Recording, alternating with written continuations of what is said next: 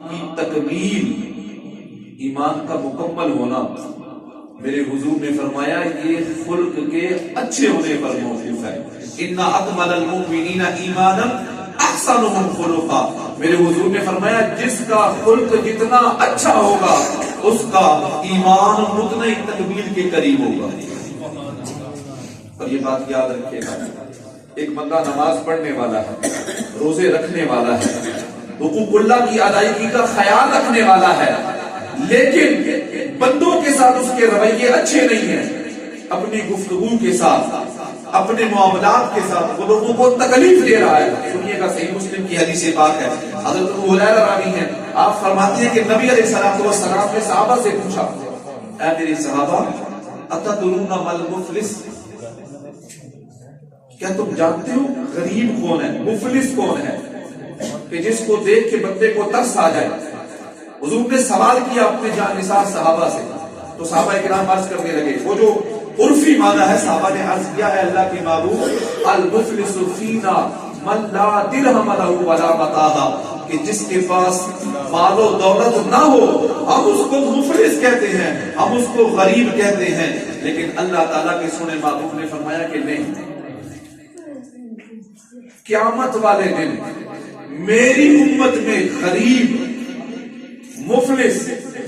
اور جس کو دیکھ کے بندے کو رحم آ جائے، قابل ترس وہ شخص ہوگا، من یاتی یوم القیامت بصلاۃ وصیام وزکات، جو قیامت والے دن اللہ کی بارگاہ میں جب حاضر ہوگا نا تو نمازی بن کے آئے گا، روزے دار بن کے آئے گا، وہ سخی بن کے آئے گا۔ اب یہاں تک جب بندہ سنتا ہے تو بندے کے ذہن میں آتا ہے کہ قیامت والے دن تو کرنسی چلنی نماز کی ہے، قیامت والے دن بندے کی کامیابی کی جو ضامن ہے وہ نمازی ہونا ہے، بندہ نمازی ہے تو کامیاب، بندہ روزے دار ہے تو کامیاب، بندہ سخی ہے، زکات دینے والا ہے تو کامیاب ہے۔ اللہ تعالیٰ کے سونے محبوب نے فرمایا وہ ہوگا تو نمازی، وہ ہوگا تو روزے دار، وہ ہوگا تو سخی، اللہ کے نام پہ دینے والا ہوگا، لیکن اس کا کردار لوگوں کے ساتھ ایسا ہوگا، وَقَدْ شَتَمَ هَٰذَا وَأَكَلَ مَالَ هَٰذَا وَقَذَفَ هَٰذَا وَضَرَبَ هَٰذَا وَسَفَكَ دَمَ هَٰذَا، اس نے نمازیں پڑھی ہوں گی، اس کی نمازیں رب کی بارگاہ میں قبول بھی ہوئی، تبھی تو وہ قیامت والے دن نمازی بن کے آیا۔ اس نے روزے رکھے ہوں گے، اس کے روزے رب کی بارگاہ میں قبول بھی ہیں، اس نے صدقہ خیرات کیا ہوگا، اس کا صدقہ خیرات رب کی بارگاہ میں مقبول ہوگا، لیکن اس نے وقت شتم ھذا، اپنی زبان کے ساتھ اللہ کی مخلوق میں سے کسی کو گالی دی ہوگی، برا بلا کہا ہوگا، وَأَكَلَ مَالَ ھذَا، کسی کا مال کھایا ہوگا، وَضَرَبَ ھذَا، کسی کو مارا ہوگا، وَسَفَكَ دَمَ ھذَا، کسی کا خون بہایا ہوگا، اور کسی پر بلا وجہ الزام لگائے ہوگا۔ جس نے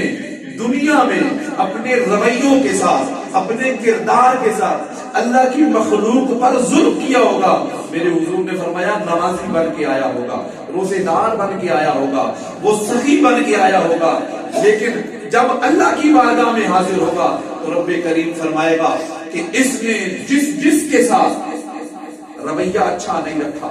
جس پر اس نے ظلم کیا، جس کے ساتھ اس نے زیادتی کی، سارے کے سارے سامنے آ جاؤ، وہ سارے بندے حاضر ہوں گے۔ اللہ تعالیٰ فرمائے گا، حدیث کے الفاظ ہیں فَيُؤْتَى هَٰذَا مِنْ حَسَنَاتِهِ، اللہ تعالیٰ فرمائے گا اس کے نامہ اعمال میں جتنی نمازیں ہیں نا،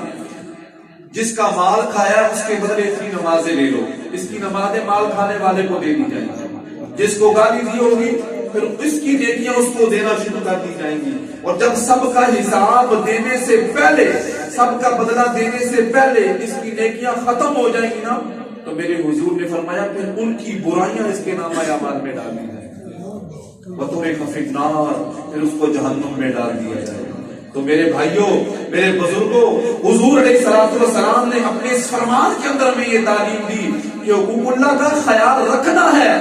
حقوق اللہ کی ادائیگی کا خیال رکھنا ہے، لیکن اس کے ساتھ ساتھ اللہ کی مخلوق کو ذلیل نہیں کرنا، اللہ کی مخلوق کے ساتھ رسوائی والا معاملہ نہیں کرنا، اللہ کی مخلوق کے ساتھ خلق حسن کے ساتھ کام آنا ہے، تو پھر تمہاری راہ نجات ہوگی۔ اور میرے حضور نے فرمایا اگر دنیا میں کسی کے ساتھ ظلم کر دیا نا، کسی کے ساتھ رسوائی کر دیا، تو آج معافی مانگ لو،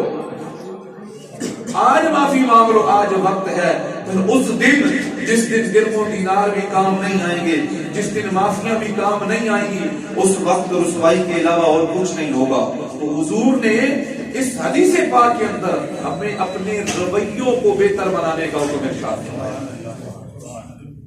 اور حضور علیہ الصلوۃ والسلام نے اسی چیز کا درس دیا کہ جس کا رویہ، جس کا کردار، جس کی گفتگو میں جتنی مٹھاس ہوگی نا اپنے مسلمان بھائی کے لیے، میرے حضور نے فرمایا پھر قیامت والے دن اس کے نامہ اعمال میں جو چیز سب سے بھاری ہوگی، یہی جو اس نے اپنے مسلمان بھائی کو عزتوں کے ساتھ بلایا ہوگا،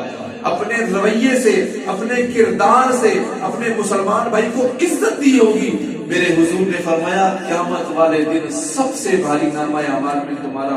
اخلاق حسنہ